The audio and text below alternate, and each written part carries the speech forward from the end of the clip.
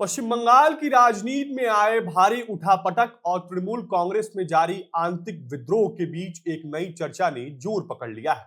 सियासी गलियारों में यह कयास लगाए जा रहे हैं कि ममता बनर्जी अपनी पार्टी तृणमूल कांग्रेस का कांग्रेस में विलय करने जा रही हैं।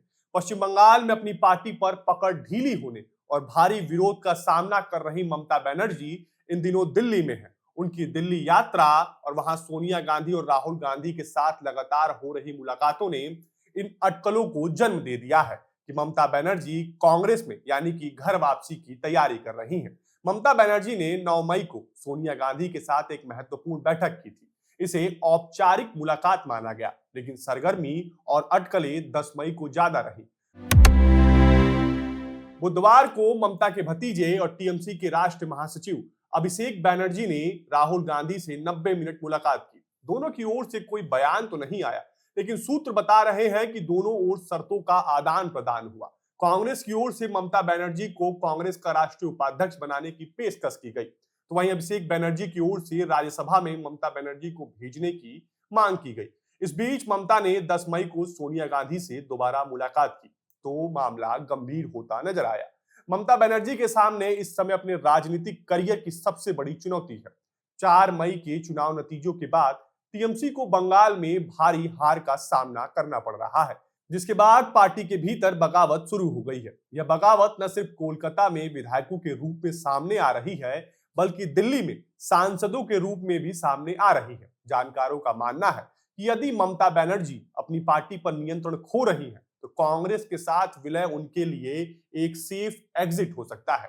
इससे वह न केवल अपना और अपने भतीजे अभिषेक बनर्जी का राजनीतिक भविष्य सुरक्षित कर सकती हैं, बल्कि राष्ट्रीय राजनीति में भी एक भूमिका बनाए रख सकती हैं। शिवसेना यूबीटी के सांसद संजय राउत ने हाल ही में सुझाव दिया था कि भाजपा के प्रभुत्व को रोकने के लिए कांग्रेस के सभी अलग हुए दलों को मूल पार्टी यानी कांग्रेस में शामिल हो जाना चाहिए। ममता बनर्जी ने 1997 में कांग्रेस से अलग होकर ही तृणमूल कांग्रेस का गठन किया था।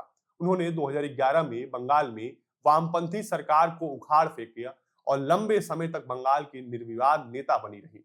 अब लगभग 3 दशक बाद सवाल यह उठ रहा है कि क्या उनकी राजनीतिक यात्रा का चक्र पूरा हो गया है और वे वापस उसी दल में लौटेंगी जिसे उन्होंने कभी छोड़ा था। हालांकि ममता बनर्जी हमेशा से एक फाइटर रही हैं, लेकिन वर्तमान में वो कैश 22 यानी विकट परिस्थिति में नजर आ रही हैं।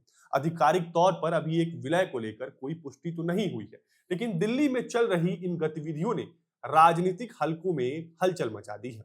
आने वाले कुछ दिन यह स्पष्ट कर देंगे कि क्या यह केवल अटकलें हैं या कोई बड़ा राजनीतिक फैसला होने वाला है। पश्चिम बंगाल में भी राज्य कांग्रेस के नेताओं ने तृणमूल कांग्रेस और कांग्रेस के पुनर्विलय की संभावना पर संशय जताया है। पश्चिम बंगाल कांग्रेस अध्यक्ष शुभंकर सरकार के अनुसार ऐसी संभावनाओं में 2 प्रमुख कारक शामिल हैं। सरकार ने कहा कि पहला, जो भी कांग्रेस में आना चाहेगा उसे राहुल गांधी को अपना सर्वोच्च नेता स्वीकार करना होगा। दूसरा, यदि कोई यह सोचता है कि वह अपने पुराने भ्रष्टाचारों के कृत्यों के कारण कानूनी पेचीदगियों से बचने के लिए कांग्रेस का इस्तेमाल ढाल के रूप में करेगा, तो यह स्वीकार्य नहीं होगा। दिल्ली में ममता बनर्जी, अभिषेक बनर्जी और कांग्रेस नेतृत्व के बीच हुई मुलाकातों का राजनीतिक महत्व और बढ़ गया है।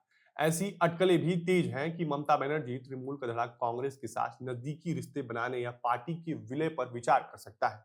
मीडिया रिपोर्ट्स की माने तो ममता बनर्जी टीएमसी का कांग्रेस में विलय करने के लिए तैयार है, लेकिन उनके भतीजे अभिषेक बनर्जी ने राहुल गांधी के साथ बैठक में मल्लिकार्जुन खड़गे वाला पद मांगा है। उन्होंने कहा है कि ममता बनर्जी को कांग्रेस राज्यसभा भेजे और वहां नेता विपक्ष का पद भी दे। अभी राज्यसभा में नेता विपक्ष का पद कांग्रेस प्रमुख मल्लिकार्जुन खड़गे के पास है। अब देखना ये अहम रहने वाला है कि क्या ममता बनर्जी के लिए राहुल गांधी खड़गे का राजनीतिक बलि देंगे या फिर कोई और रास्ता निकालेंगे। फिलहाल के इतना ही। और भी ऐसे वीडियो के लिए देखते रहें बजरबट्टू दुनिया। धन्यवाद।